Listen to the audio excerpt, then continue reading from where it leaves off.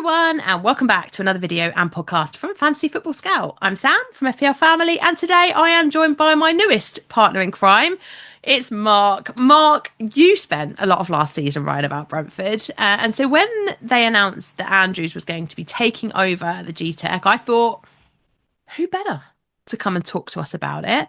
And also, Neil clearly had the same idea because he thought, who better to write the Scout report? So if you head over to Fantasy Football Scout, there is a Scout report on this very topic written by the lovely Marc himself. So if you want to go and read about that after we've talked in this podcast and video, then knock yourselves out. But how are you feeling? Because you were very positive a lot of last season about Brentford because you spent so much time reading. Are you feeling as positive about them now?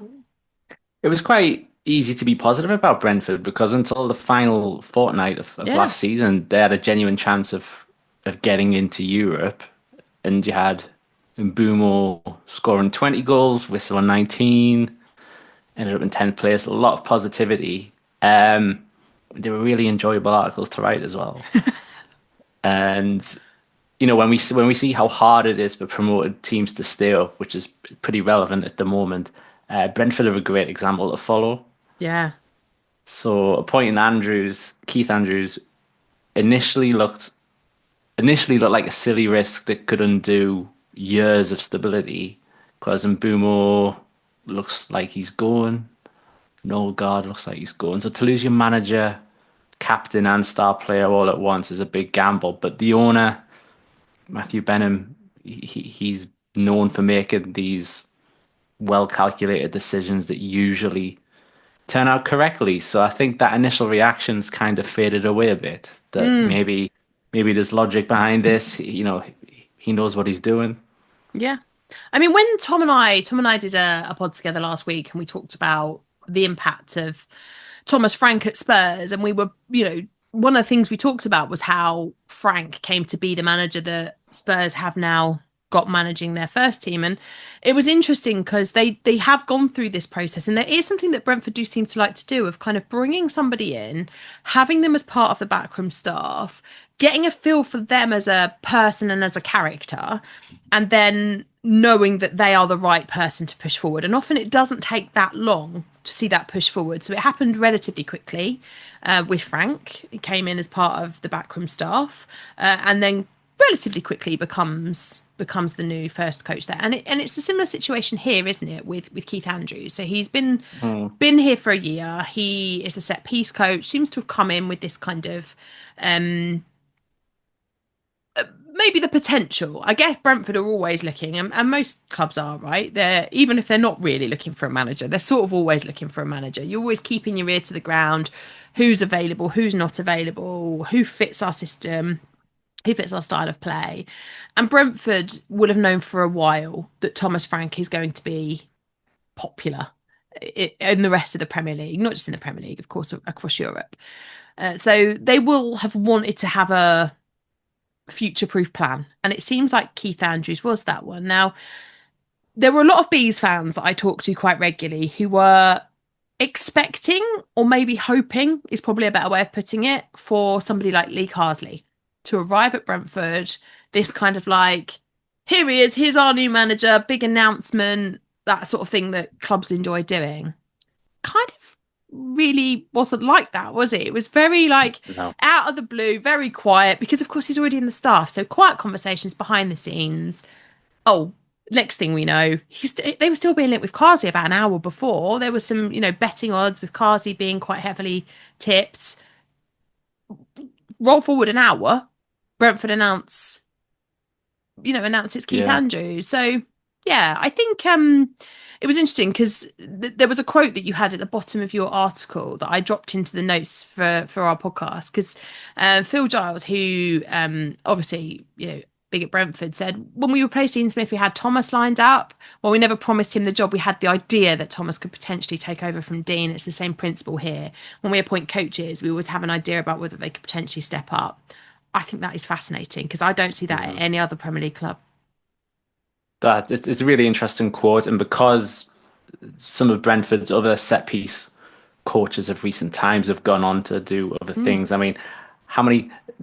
Is it Nicolas Jover? I don't know if the pronunciation's right, but you know, he's at Arsenal now. Like, the fact that his name is recognizable now, shows how well he's doing. So a lot of these have gone on to better things, and I suppose what they've done this time is kept him for themselves rather than lose him to Man City, Chelsea, Arsenal, where the last few have gone to. Benham must see something in Andrews, and if I suppose the difference between Andrews and Frank is that Thomas Frank had managed Before. before. Yeah. He'd managed Brøndby for a bit, and this is Andrews' first senior management role, so there's a Yeah. difference there. There, But there there's is a a difference confidence. and a familiarity with the club and the players. And so, it's not like I guess I sort of liken it a little bit to Ryan Mason having left Spurs this summer to go and take up his first proper managerial job. I mean, obviously he's caretaker managed Spurs about 800 times. Every time we fire somebody, I feel like we kind of, it's one of those like in emergency break glass, smash the glass, roll out Ryan Mason. Here he stands, takes us into a cup final, roll him back in when we appoint somebody new. Oh, we're going to sack a new manager, break glass. Here comes Mason again. We won't be able to do that now because he's left.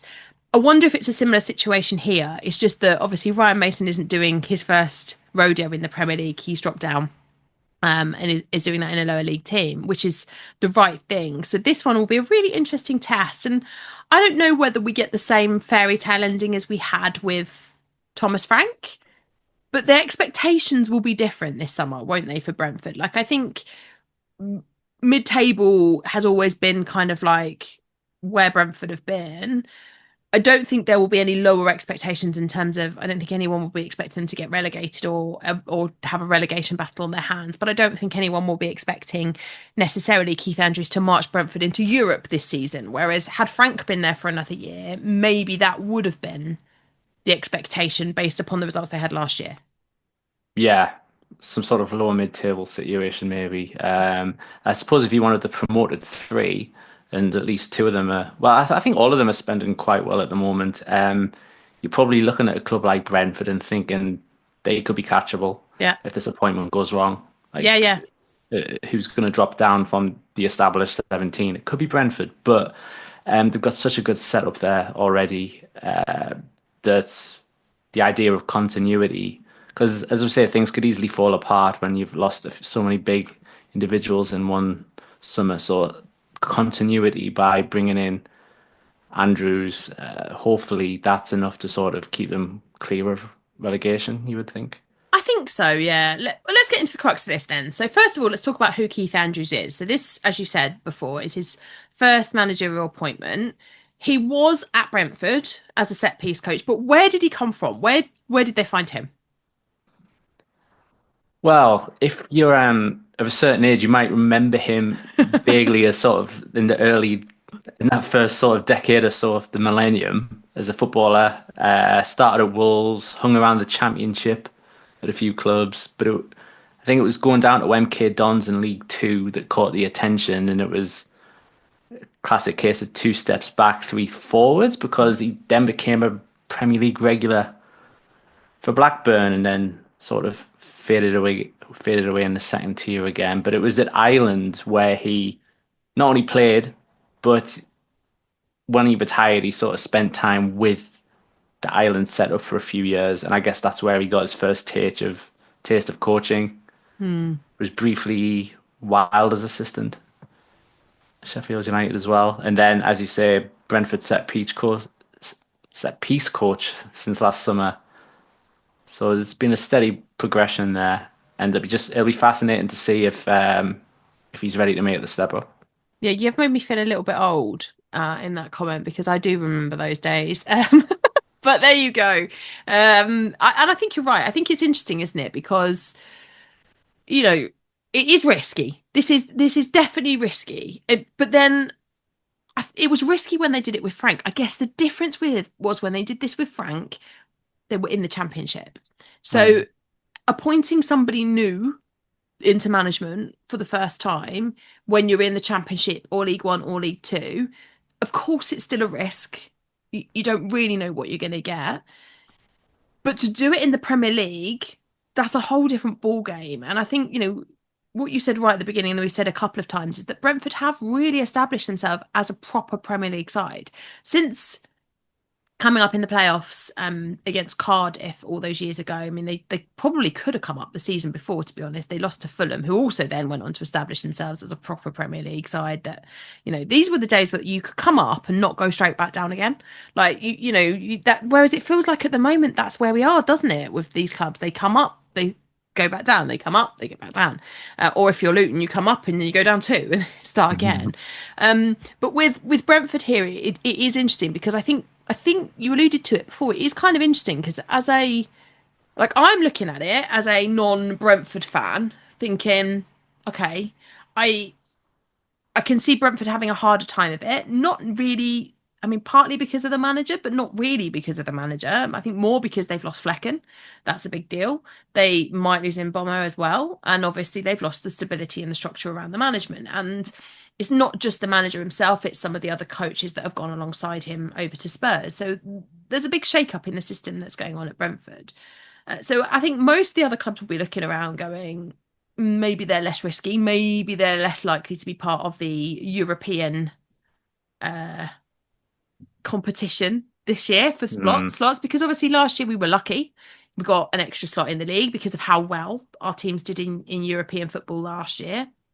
Obviously, Chelsea and Spurs both lifting silverware. We'll just mention that there again. it is. There it goes. There it is. Got to come up somewhere. But all of these things were good at contributing to the fact that we had that extra Champions League spot in the Premier League. Plus, then of course, with Chelsea and Spurs, you get those additional slots, that came our way, particularly from a Spurs perspective by winning the Europa League. This year may happen again. May happen that we get an extra slot for the Champions League, but it also might not, and we might be back to just having the standard European slots. So Mm, clubs, that's going to be a tough battle, and I think clubs might start to think maybe Brentford are less likely to be part of it. And as you said, maybe those clubs that are at the bottom, maybe the three newly promoted sides, maybe Wolves even, who are having a difficult summer trying to keep some of their best players, might also be thinking, "Mm, it's a little bit of a risk or a little bit of a worry." yeah, a few teams are getting picked apart, but even like Bournemouth's defense is getting picked apart, but it's probably even less of a worry with them. So yeah, there's definitely the, the elite teams are picking apart some of the smaller teams, and there's always a chance that one of them might have sold one too many. But we've seen certainly in terms of player exchanges before that Brentford always have a plan in mind. So They do. like when Ollie Watkins was sold for big money, no problem. Here's Ivan Toney, and when they sold even further back, they sold Chris Metham. Fine, here's Ezri Konsa, and then there was one summer where they sold Konsa and Maupay for big money, and then that money funded Mbeumo, Raya, Norgard, Pinnock, and that got them promoted. So there's a point where you think, well, if you're a Brentford fan, you're thinking, if we sell a star player for big money, we've got no reason to worry. There's always a plan for that, and that could be transferred to this move as well, Mm. because that comment from Phil Giles made it sound like the situation was always under control, that it was always kind of the plan for Andrews to replace Frank, and therefore this does have maybe some logic to it. And do you know what? I do feel like that's true at Brentford. I do feel like they always have a plan. The Mbeumo situation worries me a little bit. I'm not. I won't be. I'll be Mm. honest about that because it's hard, right? Because they're obviously going to hold out for as much money as they can, and they're saying he may not leave, he may stay, and because I don't think they have to sell him this summer. Like I don't think they're in that position now financially. They don't need the money. So I guess the thing is that if they go long in the window, still denying Manchester United at every swoop, every time they come in, if they keep saying no, keep saying no, keep saying no,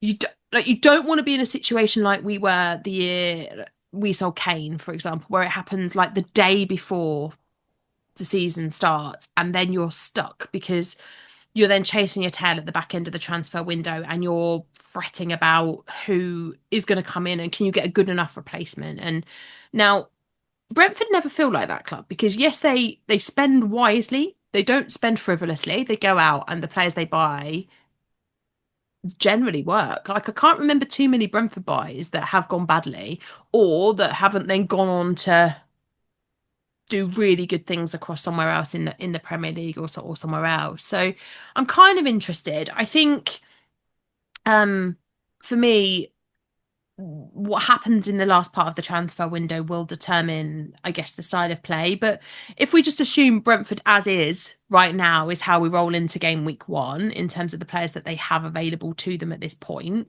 So we'll keep good old Brian, assuming he stays as a B. What exactly do we think we're going to see from a Keith Andrews Brentford side? Is it going to be significantly different to what we saw from Frank's team? Well, while we don't yet know his own style, the sensible thing, and probably what you would imagine pushed him in the interview to get the job, is sticking with Frank's 4-2-3-1 that had a good season last season. It's been successful. Why change that? Yeah. And it liked sort of wide passing combinations in particular, like lots of high turnovers. Ideally, having Damsgaard, because it used to be in the first couple of seasons, Frank liked switching between 4-3-3 and 3-5-2, Mm. depending on opponent. And then this season, it's been 4-2-3-1, where he's kind of pushed Damsgaard up, and Damsgaard has And it's been really shined. brilliant. Yeah, worked really well. So you've got a guy there, a playmaker with 10 assists, and with behind 3 attackers with 11 goals at least, because Kevin Schade as well as Wissa and Mbeumo. So that's went really well, and I think we would expect that to continue. Of course, some individuals might have to be replaced. Who they have in mind to replace Mbeumo will be very interesting. But they've already brought in a couple of names. They were very quick to replace Flecken. So And a great selection, by the way. I think the Kelleher move mm, is a really, really good one. Like I do think, and we said this before in a podcast that we've done together.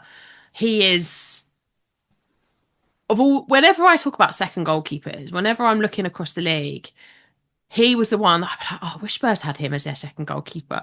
Like super reliable, super trustworthy. Will come in, fits into the style of play nicely, does a job, really secure, regular clean sheets, like good saves. Everything was great about him. I can only think that going to playing as the first choice in a Brentford side will be a really good thing for him. I think it will. It's what he deserves. He is quality. So you're right. They've lost Flecken, but they've replaced him with a really decent goalkeeper. They've not kind mm, of gone, oh, we haven't got any money, or oh, they've not faffed around. They've gone out. They've got the man that they wanted, and I think he looks set to fit nicely in. I guess what you were saying before is right though, because the positive thing about Andrews is that he has been in training with these guys day after day since he arrived at Brentford back in 2024. So every single day he's been watching how Frank deals with them, how they perform in um, games, and how they've performed in training. He's been doing the tactical analysis with them. He's been working with them on set pieces and the threat from set pieces and all of that good stuff. So he understands these players. He knows where their best positions are. He's not reliant on spending the whole summer researching them, watching them closely in pre-season, which is what happens most of the time, right? You get a new mhm. manager, like Thomas Frank at Spurs has probably spent a disproportionate amount of time watching some of Spurs' old games. And now they're back in training, like watching what they're doing really carefully and talking to them and trying to get an understanding of them and their best positions. Like all of that stuff I think is really important. So surely Andrews is kind of already one up here on the other clubs with new managers because he's got that relationship that exists with these players. It would be a bit odd, wouldn't it, to go, we're going to just not play Damsgaard in that role anymore. I'm going to stick him somewhere else because it worked so well last year. I'd be surprised to see him do that. It worked so well, yeah. And actually, when researching for the article on Scout, which I really want to plug again, but I think I've plugged it too much already, is that can you remember that time at the start of last season where Brentford scored inside the first 40 seconds in 3 successive matches? Madness. And it was madness, but Andrews was being name dropped as credited for that, like it was kind of his idea. Right. 'cause I guess he sees them as another set piece, which they specialize at. They were all from their own kickoff, so if that middle match was their opponent's kickoff, we might never have even spoke about this. So there was a bit of luck, but in general, there was logic to it. That they were just getting the ball to Flecken, punts it long to a knockdown from Christopher Ajer, Mm. who's like really tall, and then the colleagues would just pounce on it, scored within 40 seconds. And there was like, I suppose if you're the owner, you're seeing innovative ideas like that, like you seeing kickoff in a way that other people don't see kickoff, and you're thinking, I like the way this guy thinks. I want to see what other innovations he has. Let's put him in a role where we Yeah. can see whatever ideas he has. Yeah, but And I guess the fact that Frank trusted him to deploy those tactics, they're obviously working nicely together, talking about it on the training ground. The players knew exactly what they were expected to do. They were like, it was very clear. Now, you could go, well, Frank's in charge, but the reality is that's Keith Andrews' mm, idea. That's Keith Andrews' tactic. That's Keith Andrews that's taught them and set them up and got them to understand where exactly it is that the ball needs to be played, where they need to have ended up. All of that stuff is shows that there's a level of relationship and commitment and communication already existing between Andrews and the players. So I personally think that that's really important. Like, obviously, as a you're quite lucky up at Newcastle. You've had a very settled manager for quite a long time now. It's been a while since you've, had to look for a new manager. Eddie Howe has been yeah, doing a fantastic job and it's been really settled.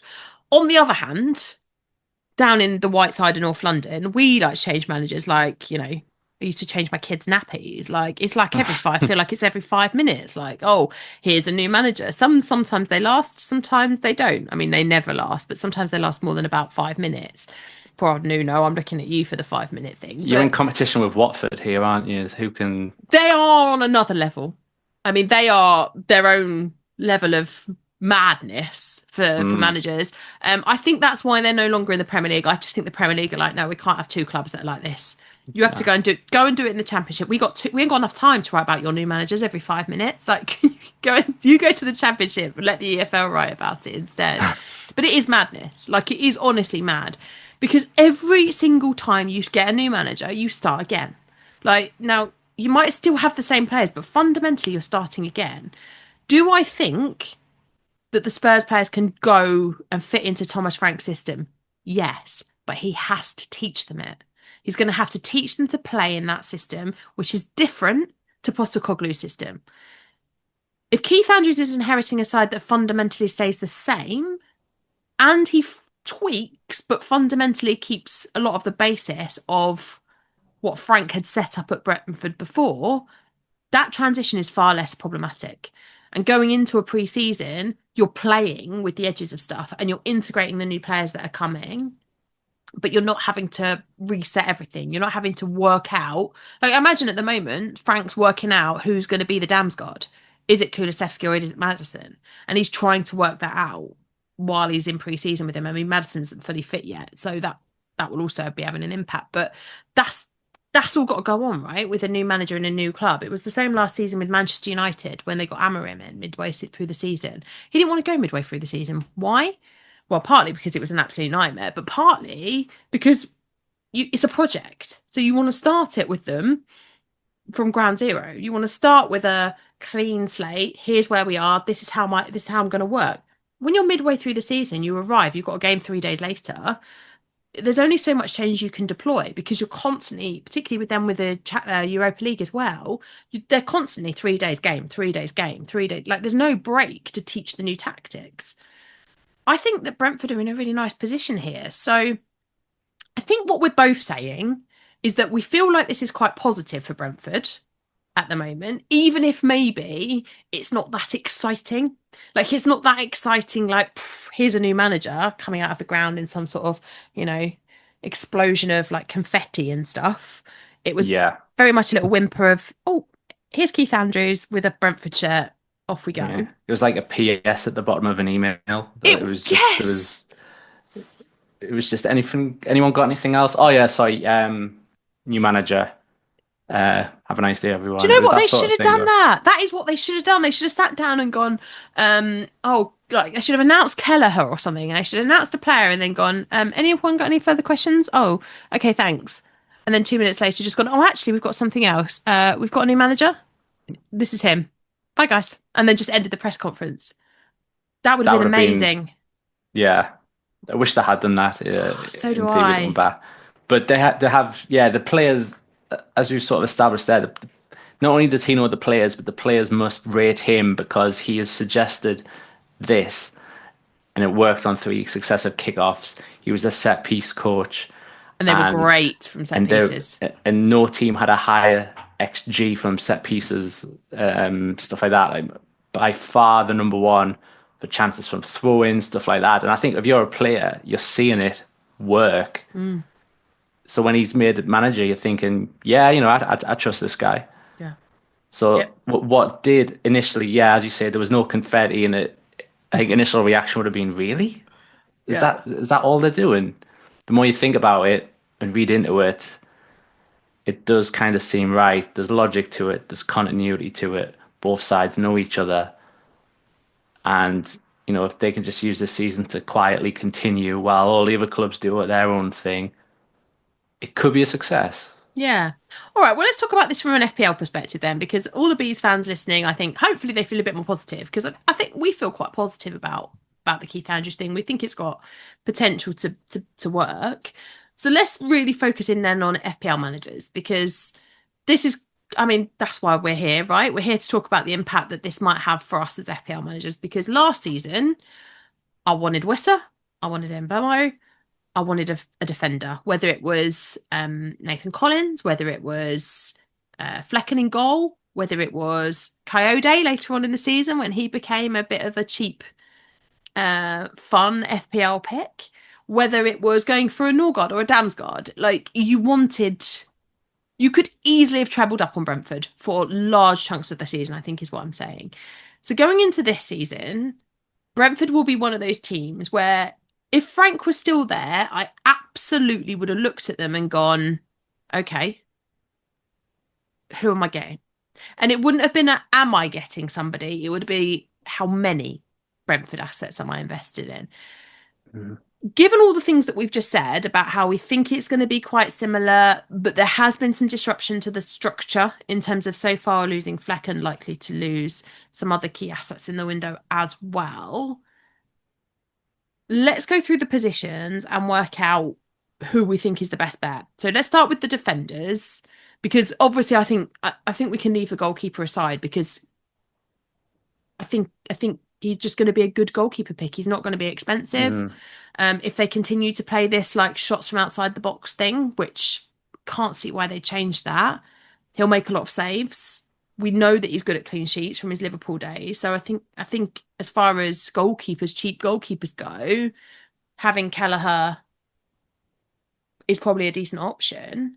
Yeah, like 4.5. Let's say he was 4.5, and you see those early fixtures, which I believe Brentford is second on our fixture ticker They of are. the first six. So you could see him being quite highly owned, either him or a defender, like for example Nathan Collins. Would you double up?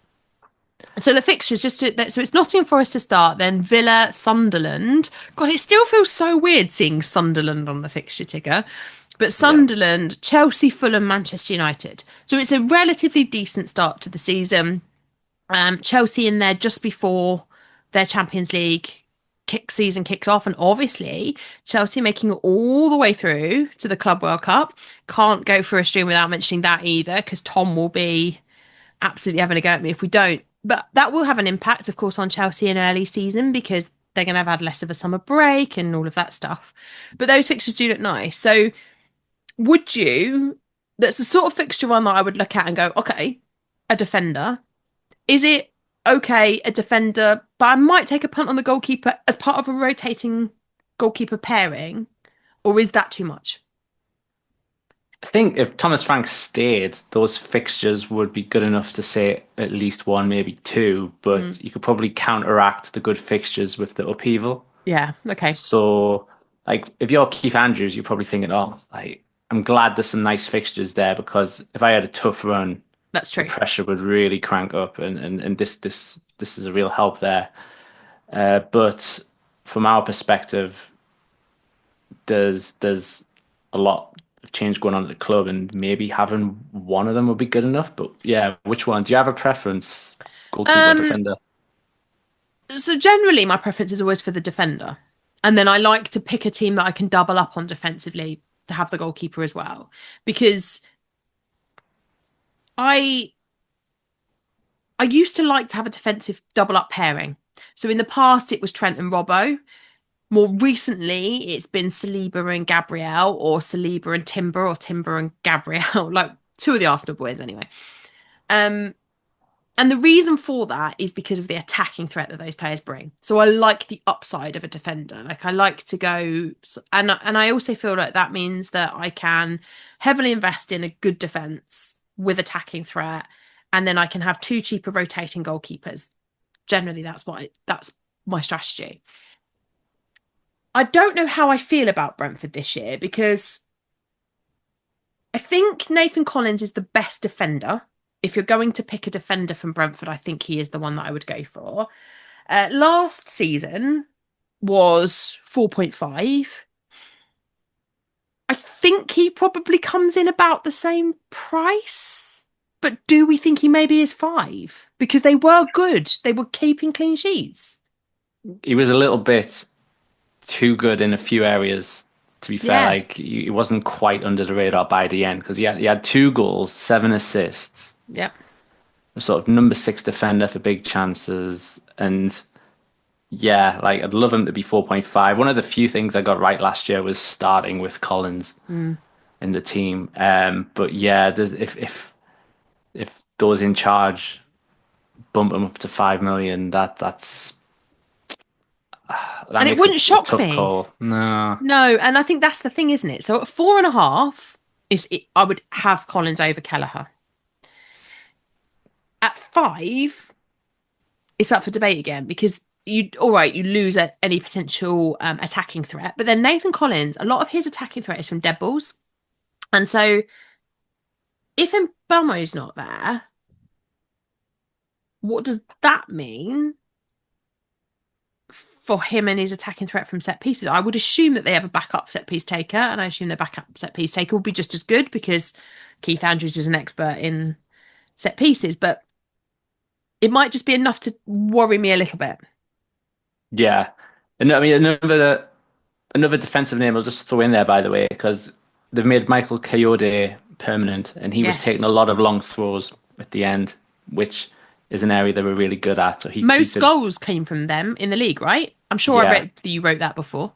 Yeah, they had the more in terms 6? of throw-ins, yeah, they Yeah, had 6 goals from throw-ins, and mm, nobody else had more than 2. that's And right. number 1 for chances from throw-ins. So that is yeah, if they got this guy on loan in January, they've made him permanent, and if he's a long throw specialist, he could be a cheaper alternative to Collins if he is given 5. But what you're saying is right about set piece threat. Like what happens with him? Does Damsgaard become even more attractive as a pick? Does he take over? Does he take even more? I think he was sort of sharing them a bit Mm, last time, wasn't he? it Maybe was, yeah. maybe Damsgaard becomes the chief set piece taker, for example. All right, so I think that's quite a nice transition then to talk about the midfielders because obviously, if Mbeumo is still there, then he's the best pick across the Brentford Hmm. team, full stop. I don't think there's any argument there. None at all. Right. So if Brentford keep him, you get him. Fine. Particularly for those fixtures at the start of the season. And even with the change of manager, I would still get him. Set piece threat, penalties, just general brilliance. You would have him. If he leaves, which I kind of feel like it's inevitable. It's like Thanos. At some point, the finger snap will happen and he'll be in a red shirt. That's how it feels. Um, if that does happen, then is it Damsgaard that then becomes the best midfielder? Because you would be able to save a fair chunk of budget if you have that. If you get Damsgaard over Mm. Mbommo, you would think there's going to be a significant price difference there. Yeah, it could be Damsgaard. As I said, 10 assists, last season, and he was in the top 8 for chances created, as was Mm. Mbeumo. But do you think, I don't know, like who do you prefer? Like if let's say Kevin Schade, if he stays, do you think he stays as a midfielder? And if so, do you prefer Damsgaard's creativity or Schade's goals? I think he probably is still a midfielder, yeah, because I think the way that FPL is set up, there's a hell of a lot of players they'd have to change if they change Sharda. Like Mm, it's one of those, isn't it? It goes back to that. Do we want to reclassify half the game into a different position? And then you've only got 3 forward slots. If you start reclassifying everyone into the forward position, what does that then actually look like? And the same with the at times when they look at changing people from midfield back into the defense or the defense into the midfield, like it if you do it for one, there's like a knock-on domino effect, right? So let's assume I think that Sharda stays as a midfielder in the game. The loss of Norgard also kind of, if that happens, sits in the back of my head as well. But that would be a big loss to them, breaking up the guard trinity that they have going on there. But yeah, so personally, Damsgaard would be my preferred. I think XG always feels like, you can score goals on very little XG. Sometimes a run of goals on very, very little XG. Um, because they come from nowhere, you're in the right place at the right time, you're just really good on a set piece, bit of threat, or whatever it is. Um, Attacking threat through potential creation of chances never feels quite so much luck involved in that. Like you have to be a certain type of player in a certain type of position to create those chances that lead to goals. And Brentford have players to finish those goals, which is why I think in the crucial position that Damsgaard's been taking for Brentford, he feels like the better of the two options. Because while Sharda might score more goals, I think his creativity, particularly if he picks up more set pieces, if they do lose Mbeumo, then that would intensify Damsgaard's set piece credibility and therefore the amount of chances that he creates. So for me, mhm. Damsgaard would be my preferred of the two, but equally on the back of last season and Sharda's end of the season form, that will be high in people's minds when they're picking their Brentford players for next season. Definitely. And he got that 23-point haul against Leicester as well early Mm. on. So you might think, well, he ended in form. We saw he was explosive, lots of goals. So depending on price rise, he could be a good shout as well. Yeah. And what about Both good Wissa up options. top then? Because So he'll probably be the one that there's a lot of like we've just talked around the midfield. Is it Sharda? Is it Damsgaard? Is Mbeumo still there? Therefore, does he override everything? But up top, it's Wissa. That's it. That's your option at yeah, Brentford. So what I guess the question is, would you go there? Not necessarily because of him, because I still think he's worth having in your front three. I still think he's an excellent option. I still am very surprised that no one else has come in for him yet. It surprises me that he's not been mooted with a move because I just think he's quality. So I'm surprised that somebody else not trying to come and pick him up. Maybe they will later on in the window. Newcastle have been slightly linked with him last night, You're but I linked with can't. I everyone, can't. Mark. Yeah, and then we miss out at Chelsea every time. Well, Um, well, yeah, exactly. That's true. it's the same chin, but you can't see that one happening. To be fair, for various No, reasons. But and yeah, you're right though. In general, like it's surprising that he's not been heavily linked with a big club yet because I think he's worth it. Like I think he's really talented. The question for me is, I look at the fixtures and I think, yeah, that's great. But then I look at the fixtures for Chelsea, and you've got João Pedro lulling me already. He sings a little lullaby, and I think, oh, here I go again in the jail pit. Like I know it's going to happen, Mark. I don't even know. Like it's ridiculous. I'm 100% going to fall down the João Pedro trap. It's going to happen. The goals last night in the Club World Cup, by the way, absolutely unbelievable. But so you got him. You got Dom Solanke at Spurs. Nice set of fixtures to start the season. You good. There's Haaland is in the conversation. Whether you like it or not, Haaland's in the conversation. You've got Cunha at Manchester United in the conversation. 100% in the conversation. Um, if Arsenal get a forward, they're in the conversation. even though the fixtures aren't great to start the season, but they're in the conversation, right? Mm. But you've only, Watkins, Villa have a good start. yeah, but you've got 3 spots. So is Wissa worth one of the 3 spots, I guess, if he's as a Brentford asset with those fixtures, with a new manager who's a bit untested, potentially losing his partner in crime if Brian Mbeumo leaves. Does actually the Wissa pick really, is it not really about Andrews at all? Is it actually about whether Mbeumo stays? Yeah, it does feel like that because it's a combination of he is going to have a decent price rise. I think was he 6 million last year? Yeah, I think it was cheap. Really cheap looking back, and even at the time he probably could have said cheap. It's just it was probably more attractive. We've probably been blinded by Nkunku at the time, stuff like that. Yeah, probably João Pedro again. And the next Nkunku. So he's going to go up quite a bit, right? And we're possibly going to split up arguably the league's best partnership at the same time. Yeah. So put those two together and you think, oh, he appeals less, doesn't he? As good as he is. There's a stat on the article showing that only one player combination led to more passes leading to shots. So Murphy would supply Isak more often than Mbeumo would supply Wissa. But beyond those two, it was everybody else. So he helped Wissa score 19 goals. He helped Wissa be fifth for big chances, fourth for XG. But if he Hmm. leaves, that is, I think they're quite good friends off the pitch as well. So put it all together, that's quite a significant loss for him. Could still see him getting sort of beyond 10 goals, maybe 15 or so, but he's So going to not cost 19 though, is it? not 19 No. and not for 6 million. Yeah, I sadly agree with everything you've just said because I think he's brilliant. Like, I kind of wish we needed a striker because I would love him to come and play at Spurs. I think he's great, but that's not a position that we actually need. But I do really like him. I think he's a really nice option. But he's a team player, isn't he? And he fits as part of that little unit that's been so successful. So it will be interesting to see how this pans out. I think overall, though, there's still good FPL options. They still have nice fixtures. It's still fundamentally, I think, going to be a very similar system. Now, of course, we're going to have preseason. So that's starting at the weekend, the first round of friendlies starting. I cannot wait to have football back. Like, do you know, and I know the Club World Cup's going on and I know the Women's Euros is going on, but I like every day.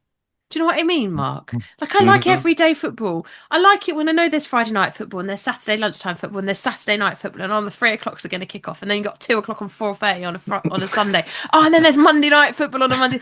Like, I love it so much and I miss it so much. It gets to this point and I go, oh, come on! Like, it's always kind of hidden by. Next summer I won't be like this because it'll have been hidden by the World Cup because the World Cup will be happening, there'll be games all the time, and I'll be like, oh, lovely, this is great. And then the World Cup will end. Harry Kane will be there with the World Cup, the Jules Rimet, be gleaming, all that. He'll be holding it aloft. We'll be celebrating. There'll be confetti, and then a victory parade around Wembley. And then all of a sudden there'll be Premier League football back. And I won't have missed it because we'll have had all of that stuff going on. But this summer, That's it. because Tottenham haven't been involved in the Club World Cup, I'm a bit like, I'm interested now, actually, as it's got later on. I'm finding it more interesting to watch. But I wasn't that interested in the early games. And I'm actually enjoying the Women's Euros games, but I just miss my No, team. exactly. I want my team Yeah, back. that's lovely. Just what happens if you lose on the opening weekend, We won't. though? No, because we're going to win the Super Cup first, Mark. Oh, Yeah. right, of course, yeah. Oh, Yeah. so you're gonna have a second trophy, so of course Yeah. you're excited. Another victory parade. That's okay, Um, right? Another bus. We must still have the bus. Roll it back out again. yeah, Yeah. Yeah. yeah, we'll do that. Yeah, no, it'd be good. Yeah, I suppose. I mean, and we've had a previous chat where I was like saying, well, I kind of appreciate the break. It's good to have a You want it back now? work-life balance. But just listening to you there, it's infectious because you're so excited. You can Mm. see it, you can hear it, and now you've said that, I'm thinking, yeah, like it's just what we know. Don't you also aren't you itching to just start picking players? Because I am. I'm absolutely like these hot every time we do one of these pods, so I've spoken at length with you now about the new signings that we've had already, the transfer news. I did a pod with Tom last week about Spurs, which obviously got me excited. And it's in my head every time I do one of these, I kind of start. There's like a team that's kind of like mills around, and I'm thinking, oh yeah, rotating pair of goalkeepers, and then João Pedro's bracing at the Club World Cup. I'm like, okay, third forward. Like, do you know what I mean? And then I'm thinking, I think I need about 120 million already, because you can't really do this until you have the pricing right. So I am But desperate. I'm desperate for a game. I'm desperate to see Spurs run out in that black shirt, because that black shirt is absolute flames. So for ooh, I me, haven't seen that. I'll go and have a look after this. I am desperate. But while we're waiting for all of that, there's lots of brilliant content available both on YouTube and on our podcast channel, but also the team, Neil, Tom, and Mark, are writing incredible content over on the Fantasy Football Scout channel. I spend my life looking at the Fantasy Scout channel, and it is genuinely, hands down, the best resource there is going into the new season. There's so much great content over there. If you want to read about the newly promoted clubs, if you want to read about the new managers, whatever you want to read about, I'll guarantee you that they've written about it. And if it's not out yet, it will be in the next couple of weeks. So make sure, if you haven't done so already, you sign up as a Scout member, as a free one or as a paid one. It's entirely up to you. But make sure you make the best of that resource over the preseason, so that you are in the best place possible going into game week 1.